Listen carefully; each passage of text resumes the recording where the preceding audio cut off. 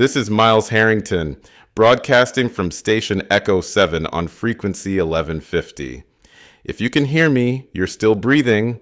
That's a start. I remember the morning the horizon bled. Not metaphorically, not poetically. I mean the sky. It turned this color no one could name. A sick red, the kind that doesn't rise but seeps. It didn't roll in like a storm. It curled, dipped, slid low across the Pacific in waves that shimmered like oil over rot. We watched from the bluffs above Monterey, a dozen of us huddled in blankets and disbelief. Some of us still had phones then. They tried capturing it, but the lenses only saw a sunset. The human eye caught something else, the edge of a veil. No one spoke. The fog moved like it had a memory, like it knew the shape of every building it touched. Birds dropped mid-flight. Dogs howled once and went quiet. The sea didn't roar, it recoiled. And we just stood there. The old world didn't die in fire or bombs. It knelt, slowly, before something microbial and patient. Before we even named it, it had already named us. This is Miles, still breathing, still transmitting, and still remembering the morning the sky forgot how to be blue. They told us to leave. That was the order. Crackling through car radios, through old FEMA lines, evacuate coastal zones, head inland, avoid low-pressure pockets. But by the time those words reached us, the roads were already veins clogged with dying steel. Cars honked in desperation, not anger. Horns blared like prayers. Children stared out of back seats, drawing shapes on fogged windows, shapes that would outlive us. I tried to leave, packed what I could into the back of my Land Rover, radio gear, antibiotics, seed packets. I still believed in soil then, believed that if you got high enough, clean enough, prepared enough, you could still survive the right way. But no one could move. The roads were a theater of paralysis. I saw a man abandon his car and walk into the fog holding only a photograph. A woman offered her wedding ring for a gallon of diesel. No one took it. Currency had already shifted to water and batteries. There was a moment around midnight when the fog pulsed. Not visibly, but every radio dropped to static at once. Even the air felt wrong, like breathing through cotton soaked in vinegar. That's when I knew this wasn't just weather. This was design, or at least evolution pretending to be. And still, I waited to be told what to do. That someone, somewhere, was still piloting the ship. But no one came. No one ever did. This is Miles. Still broadcasting, still learning what silence means when it comes from every direction. It was 4:12 a.m. when I heard her voice for the last time, Dr. Lorna Vescovi. She was calling from a rooftop hospital relay in Santa Rosa. Her voice was thinner than usual, like the fog had already reached the edge of her lungs, but it cut through the static like a lifeline. There was no panic in her tone, only the sound of someone who had seen the truth too late and decided to report it anyway. Miles, she said, the spores bypass the alveoli. They travel through the dermis. Forget masks. Forget evacuation. We need elevation, we need filtration, and we need to warn the Arctic stations. If this thing reaches the ice caps... The line collapsed. I sat there, one hand on the transmitter, the other wrapped around my ribs like I could hold her words in place. There are moments you don't respond to, not because you can't, but because language suddenly feels like a betrayal. She knew more than I did, always had, and yet, in the end, she chose to say my name first. Not a call to arms, not a scientific paper, just my name, as if that tethered her back to something warm before the cold came in. I never heard her again. But I've never stopped listening. This is Miles, still searching the static, still remembering a voice that said my name before the fog took hers. Lorna was right. The fog wasn't born in the cities. It didn't crawl up from a sewer or leak from a lab. It thawed. Permafrost.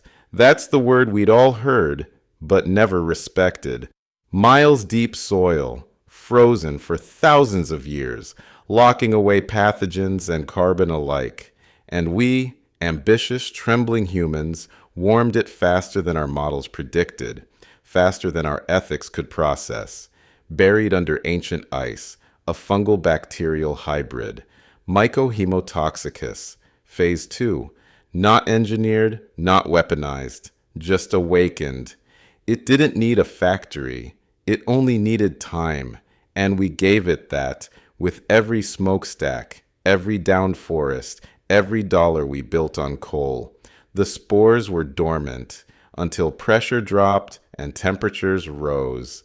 Then they bloomed, red-tinted, iron-hungry, vascular. They sought blood, not as prey, but as habitat. I remember reading a journal entry from a Norwegian station, pre-outbreak. Unusual pigmentation in northern mold samples. Hemoglobin reaction suspected. They were dismissed, underfunded, forgotten. Now, entire coastlines are mute beneath that same bloom. And still, it spreads. Not quickly, not loudly, just efficiently. It doesn't chase us. It waits for us because we always move. We always breathe. We always bleed. This is Miles Harrington, broadcasting from the high ridges where the frost still bites and the air still holds.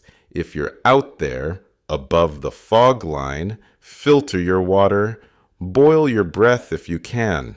And remember, the monsters we feared wore faces, but this one wore climate. Still here, still transmitting, still listening for a voice that says, "You're not the last." This is Miles Harrington, 22 hours since last contact, broadcasting now from the ridgeline above what used to be Evershade. Evershade was the kind of town you drove through, not to. A gas station, a school with sun-peeled murals, a barber shop that still had a tin bucket for sweeping hair. Nothing urgent ever happened here. Until the fog did. And now, walking its hollow streets, I've learned something. Silence is not the absence of sound. It's the presence of memory stripped of motion. The fog didn't kill this place. Not directly. But it took the reasons people stayed. You can feel it in the way the mail still clings to rusting boxes, in the shopping carts abandoned mid-aisle, in the blinking traffic light that insists on keeping order no one obeys. I pass by a mural on the school wall, 2 children, hand in hand, running through a painted meadow. Their faces haven't faded, but everything around them has. Even the flowers seem embarrassed now. The mold clings like regret, black veins blooming over green paint. Homes are open, not looted, just entered, like the doors surrendered. I stood in the living room of a house I'd never seen before and knew someone had once loved a dog there. You can still smell it in the blanket near the door. Love leaves traces that rot doesn't fully erase. Ivershade was never loud, but now it's quiet in a different register. The kind of silence that makes your heartbeat sound like a warning. Still broadcasting, still walking through the towns that forgot how to speak. I've started leaving messages again. Chalk on doorways, stones arranged in symbols at intersections, scratched notes on tables that might outlive me. It feels foolish, but then again, so does breathing. Every structure in Ivershade has a signature, a way it holds the dust. Some collapse inward like they've given up. Others resist, defiantly upright, refusing to admit their families are long gone. I search for batteries, filters, packets of saline. I know the expiry dates are lies now, but hope has a longer shelf life than aspirin. One house had a child's toy lantern still glowing faintly, solar charged, blinking weakly in the kitchen, like it had been waiting for bedtime that never came. I took it, not because I needed the light, but because I wanted something that still remembered what warmth was. In the center of town, I found an old diner. On the window, someone had written with their finger, "Gone East." If you're reading this, don't stay. Fog sleeps here. I traced the letters with mine. They were fresh enough to smudge. Someone had stood where I stood. Weeks ago? Days? I wrote back. Still breathing, going north. Why? I don't know. Maybe they'll never see it. Maybe no one will. But in this world, leaving words behind is the closest thing we have to touch. If someone stumbles into this town after me, I want them to know they weren't the first ghost to walk these roads. Still transmitting, still etching whispers into places that no longer echo. It was in the third house on the eastern hill. I opened the refrigerator out of habit, not hope. The power's been dead for months, and the rot hit me like a slap. But inside, taped to the back panel with yellowed medical tape, was a child's drawing. Crayon lines. A bright green triangle with windows. A little figure waving from the door. Above it, scrawled in shaky block letters, "The Greenhouse." I sat on the floor for a while staring at it. The crayon had bled a little from the cold and condensation. But the message was clear. Or maybe it wasn't a message at all. Maybe it was just a child's idea of safety, of color in a world that had lost its palette, of sanctuary. The map beneath it was simple, too simple. 4 lines, 2 trees, a river. It could have meant anything, or nothing, but something in me wanted to believe it was real. Not because it was logical, but because belief itself has become a kind of shelter. I took it, folded it gently. It's in my pack now, next to the radio logbooks and iodine tablets. A map that may lead nowhere, or lead me back to the part of myself that still listens when a child says, "Here is where it's okay." I wonder if the kid made it. I wonder if the tape was their idea, or their mother's. I wonder how long they waited before they left, or if they ever did. This is Miles, still broadcasting, still gathering the small green echoes we leave behind for one another, drawings, whispers, fingerprints, not for survival, for remembrance. This is Miles, still breathing, still listening. It came through just after midnight, a warble in the static, a rhythm that didn't belong to the wind or to the old inverter hum. At first, I thought the batteries were cycling improperly, some flutter in the grounding, but then came the unmistakable sound of melody, broken, scattered like raindrops over glass, but music all the same. Not from now, from before.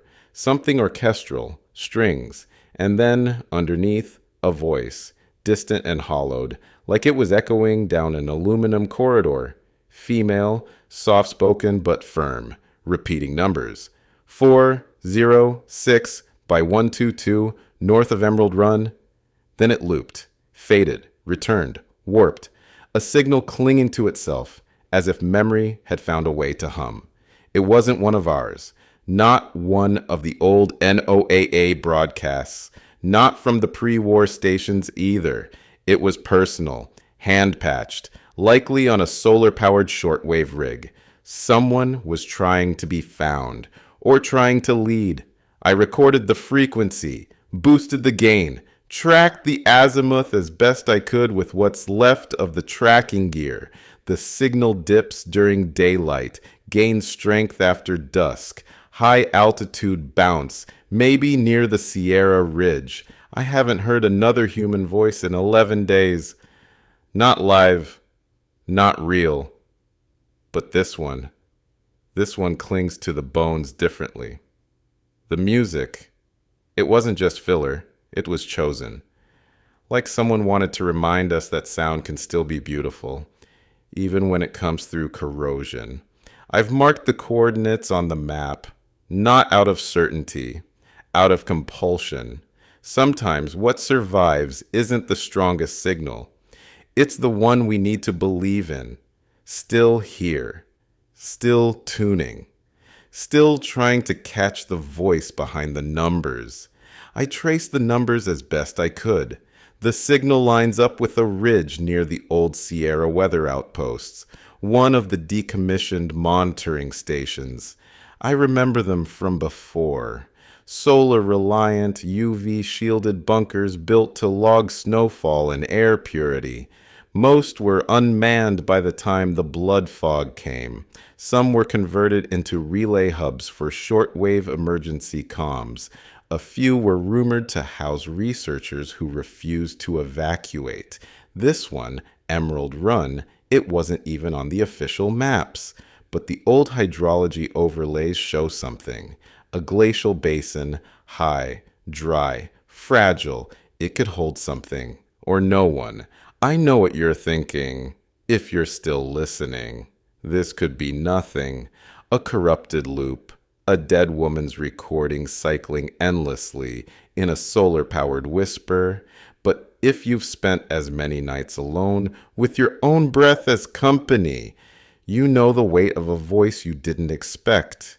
It's not about proof, it's about pull.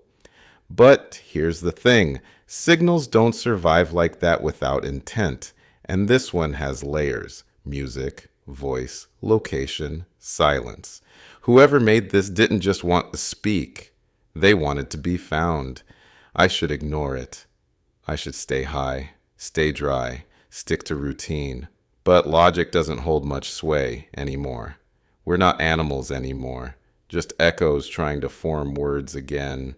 Still, something feels rehearsed about it, as if it knew someone like me would hear it. And that terrifies me more than the fog. Still broadcasting, still staring at a red line on a paper map, wondering if I'm chasing hope or bait. Denny heard it too. Weeks before I did. He was a mechanic, fought rust with ritual, called engines by name, used to say gasoline was the closest thing we had left to religion. He wasn't a man of science, but he believed in function, believed that things were meant to work, including us. He caught the same signal, or one like it, said it was coming from east of Donner Pass, said the voice reminded him of his daughter's school teacher. Gentle, insistent, unbreakable, he packed light. Just a duffel, a makeshift respirator, and a note he left behind in the station's logbook. Hope's the infection we all carry now. I thought he'd be back in a week. I kept a cot ready, boiled extra water, saved sugar for his tea. It's been 26 days, and yet the signal sounds stronger, as if someone answered him, or as if Denny made it, and now he's the one calling me. I don't know if that's how it works, but out here, belief travels faster than logic, especially when it's been starved this long, still broadcasting, still infected with hope. I was prepping the reply, finger hovering above the key. I'd cobbled together a makeshift directional antenna, aim northeast, scripted a short transmission. Then I saw it, a shape, low to the ground, moving slow, not human but not wild either, purposeful. The fog here isn't thick, not tonight, but enough to blur detail, just enough to let imagination fill the gaps. I froze, breath caught, watched it circle the perimeter, then stillness again. No sounds, no scatter, no wind. It didn't try the door, didn't speak, just Moved. I didn't transmit. Not yet. Something tells me the signal I picked up. It wasn't the only one that got through. We're not just listening anymore. We're being heard. This is Miles. I don't know how many hours it's been since the fever started.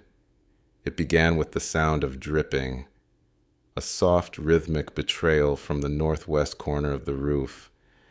At first I thought it was condensation, or maybe wind pressure, nudging moisture down from old insulation. But when I pulled the panel away, it wasn't old rain. It was fog runoff, condensed, collected, filtered through metal seams, then into a plastic bucket that had been cracked at the base for months. I never thought it would matter. The shelter is sealed, or it was. But water finds its way. Always. And now I'm thinking maybe the blood fog doesn't need the lungs. Maybe the dermis is enough. Maybe osmosis is no longer theoretical. I checked my pulse. Not out of panic, just ritual. It's faster. My skin, flushed. My breath, tight around the edges. I've rationed 2 fever tablets and enough electrolyte packs to stay upright through the night. But that might just buy time. Not clarity. There's a numbness creeping up my hands. I've started losing words, forgetting names of tools I've held for years. The part of my brain that catalogs is still intact. The part that narrates flickers. I should have replaced the bucket. I should have reinforced the joints. Should have boiled the damn air if that were possible, but I didn't, because part of me wanted to believe I'd built something that would hold, that some part of me could still be permanent in a world turning to mist. If you're hearing this and you're using collected water, don't trust it. Filter twice, boil once, pray every time. Still here, still warm, too warm. Her name was Jamila Ainsworth, nurse, field medic, and the only person I ever met who could clean a wound while quoting poetry. We met during the 2nd month of spread, back when the clinics were still half stocked and half hopeful. Jamila ran one of the fog shelters on the edge of San Benito. She wore goggles too large for her face and stitched roses into the sleeves of her lab coat. She said it helped the children trust her. She believed that some people, a rare few, had something in their blood, or maybe in their gut microbiome, that resisted the spore's progression. She called them low uptake carriers, said they didn't show hemorrhagic signs as quickly, that their minds held longer. No firm data, just field notes, patterns, whispers. I didn't believe her. I wanted to. God, I wanted to. But science had already become slow, and the fog was fast. But now, lying here, sweating through the lining of my coat, whispering words to keep the hallucinations at bay, I can hear her again. Her voice moving through my head like water. Deliberate, calm, anchored. She used to say, "The human body is a library. Some people just carry older books. Maybe the fever's not a sign of failure. Maybe it's a firewall, a reaction, a negotiation between my immune system and something it still half remembers from before language. I don't know, but I remember her hands, steady, strong, smelling faintly of iodine and basil. She touched every dying person like they might still change their mind. She once looked me in the eye and said, "It's not about surviving the fog, Miles. It's about surviving yourself inside it." Still here, still inside, still holding to her voice like it's stitched into the lining of my own. The signal's back, louder now, sharper, like it's clawing through the static instead of drifting. Same voice, same woman, but now she says more, repeats something new. Garden reach, phase thinning confirmed, children adapting, safe at garden reach. I don't know if it's real. I don't know if it's even her, or just a recording she left to play on loop while her body slumped against the transmitter weeks ago. But the name, Garden Reach, it echoes in the bloodstream. Not because I've heard it before, but because it sounds like sanctuary. Like it was named by someone who still believed in seeds. It could be the fever talking, could be the synapses misfiring from too much isolation and too little salt. I've seen people believe in worse. Shapes in the fog, gods in the static, old lovers behind blinking lights. But I keep writing it down. Garden Reach, Garden Reach, Garden Reach. The voice doesn't ask for help. It doesn't plead. It just declares, with the certainty of someone who saw the world rot and still decided to plant something, still here, still listening, still hearing things that may or may not exist. I opened the old locker. I don't even remember why. Instinct, maybe, or reflex, or the part of me that always hoped something important might have survived behind locked steel. Inside was a sealed field journal, labeled in red marker, Ainsworth J. Jamila's. The fever broke the moment I touched it. Her handwriting, sharp, urgent, alive, stared back at me like breath after drowning. This is Miles, still here, still reading, still remembering the hands that once stitched roses into sleeves while the world unraveled. This is Miles, still awake, still breathing in the ink. I've been reading through Jamila's journal by headlamp, page by page, as if decoding the pulse of someone who refused to be erased. The cover's water damaged, warped along the edges, but the binding held. Of course it did. She reinforced everything she ever touched. Inside, column after column of notes, dosage charts, onset timelines, recorded anomalies. She used a tricolor system, blue for confirmed symptoms, green for hypotheses, and red for the things she wasn't supposed to write down, the things the protocols ignored. But it's not the data that undid me. It's the margins. She bled herself into the white space between facts, scribbled fragments of poems beside platelet counts. There is no sterilization for grief, she wrote once, next to a blood oxygen reading of 74. Another page. We are all fog now, but some of us still remember sunlight. These weren't ramblings. They were offerings, human residue pressed between empirical truths. She knew the science mattered, but so did the ache. The ache made the facts worth fighting for. In one section, she charts the degradation rate of red cell stability under continuous fungal exposure. Then beside it, in tiny script, Amira lasted 14 days. She smiled on day 9. Amira, a child maybe, or a nurse, or someone who mattered enough to be remembered beside a line graph. I don't know how many pages I'll get through. The paper's brittle in places, the ink blurred in the corners, but her voice, it's steady, steadier than mine has been in weeks. Jamila didn't just document collapse, she gave it context. She reminded us that survival isn't just about cells and symptoms. It's about holding meaning inside the noise, still broadcasting, still reading, still finding her voice beneath the math. Jamila tracked a pattern, quietly, carefully. She never claimed it as fact, just observation. But it's here, over 14 pages, coded in her tight clinical print and marked with that rare green pen she reserved for hope. She documented a settlement, unnamed, likely near high-altitude farmland, north of Yuba Pass. Sparse population, mostly families. No formal clinic, just a converted school bus and a nurse's tent.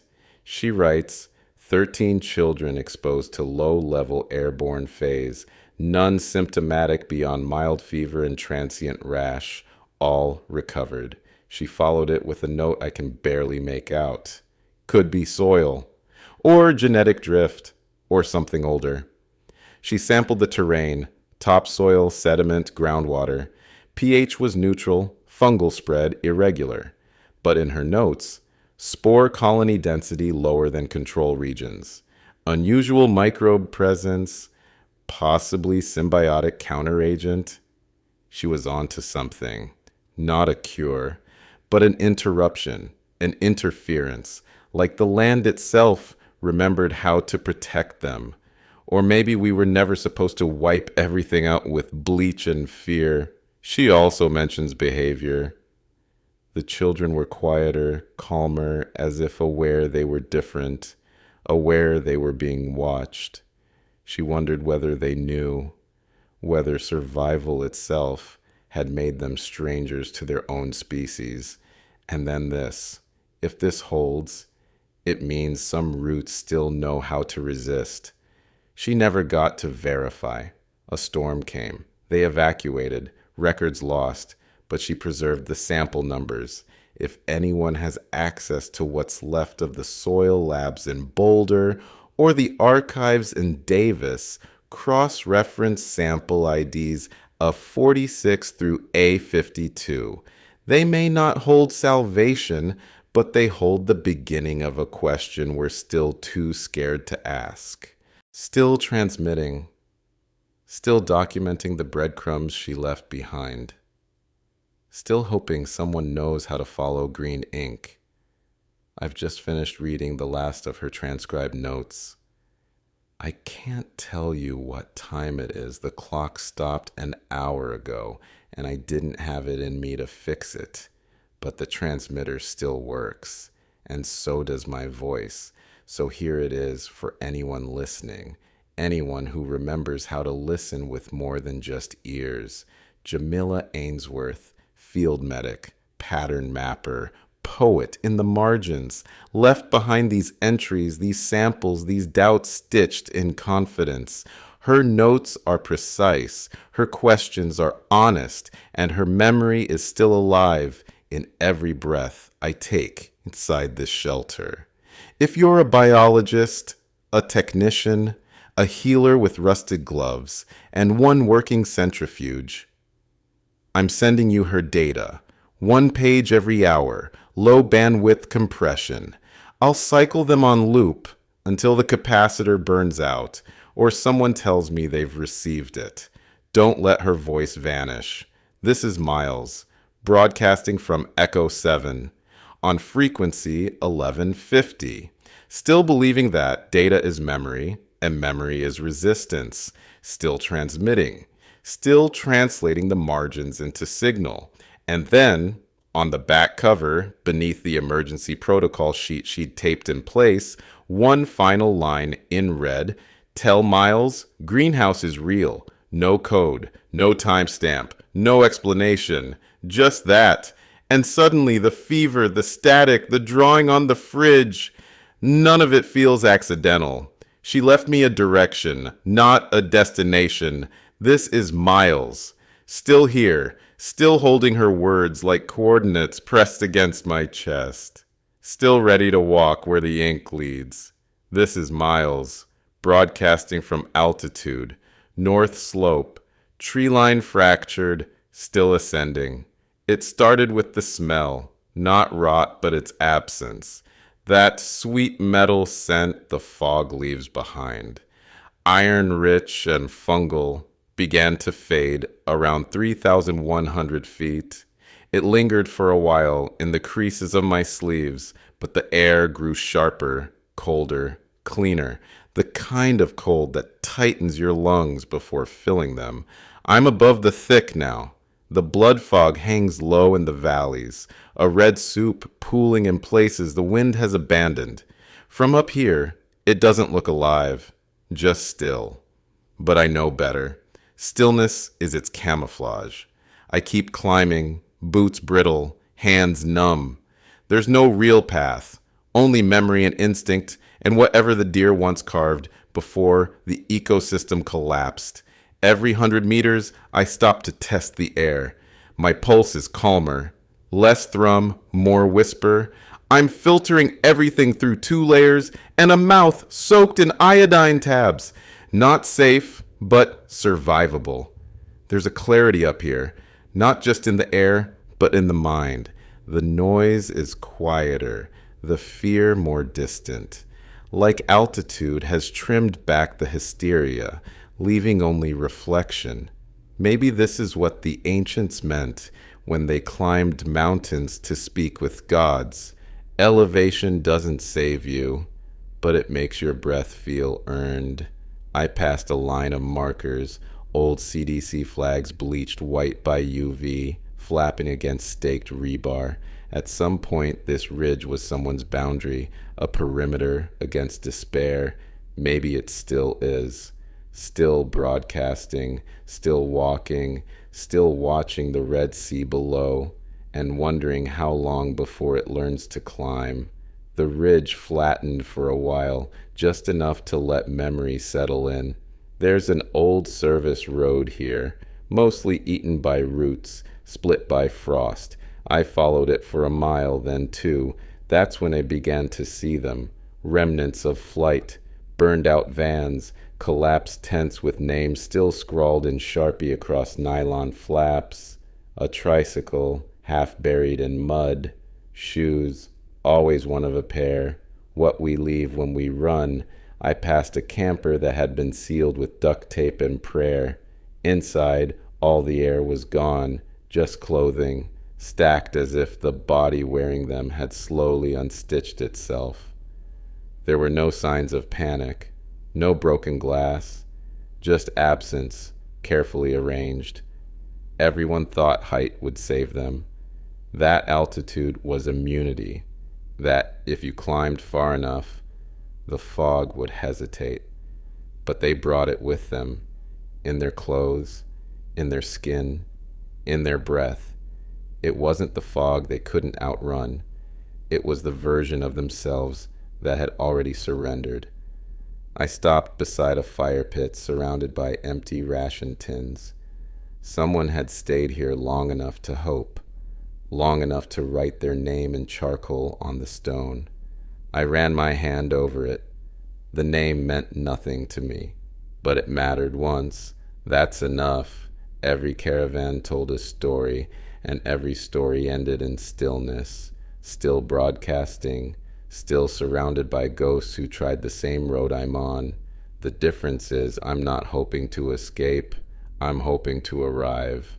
At 4,100 feet, I found the outpost, a structure built from stone and stubbornness, moss-eaten walls, hand-patched antenna, solar tiles browned but still breathing electricity into a tiny rooftop array. I knocked once, out of habit, not hope, and then she answered.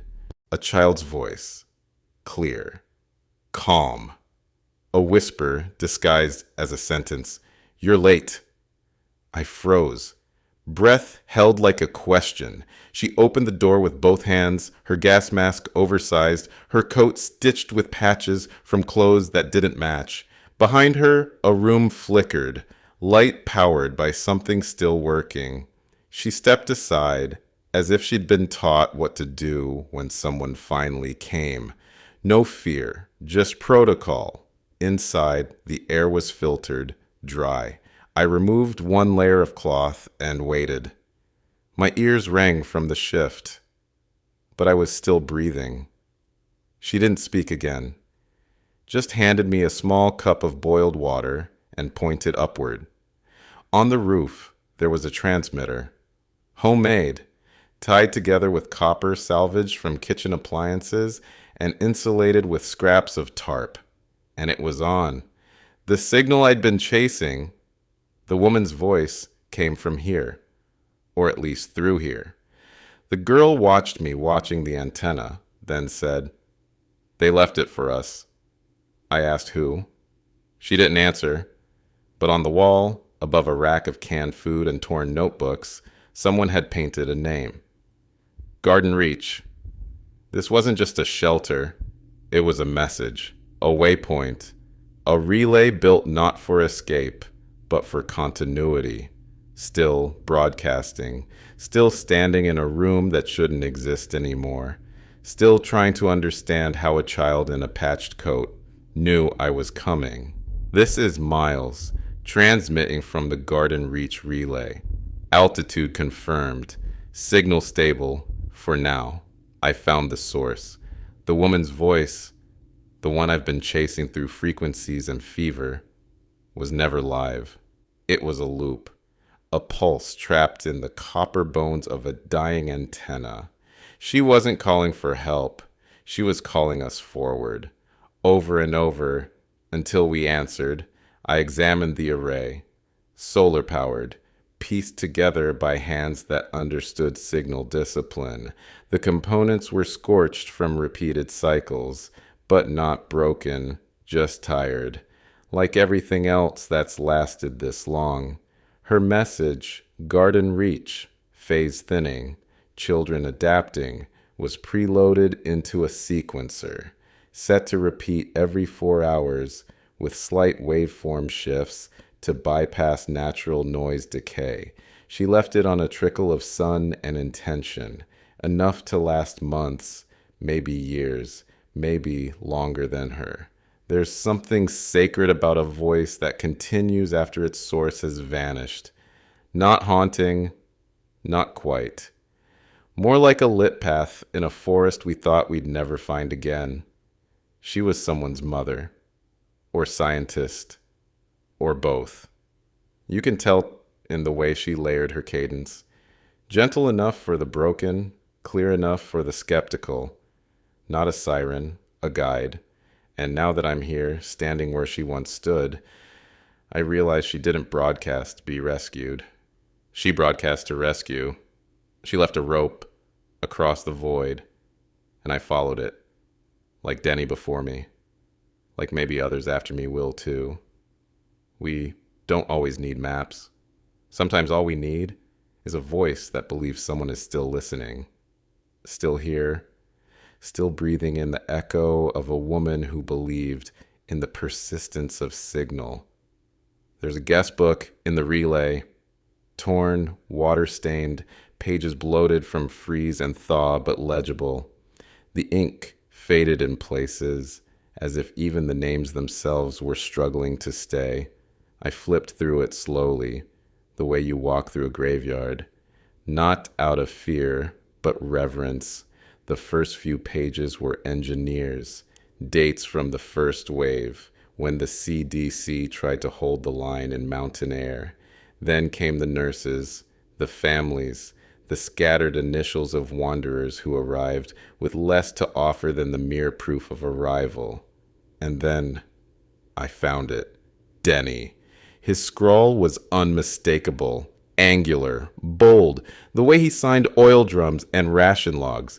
Denny Slate made it up, left a week later, headed east, said someone's still talking.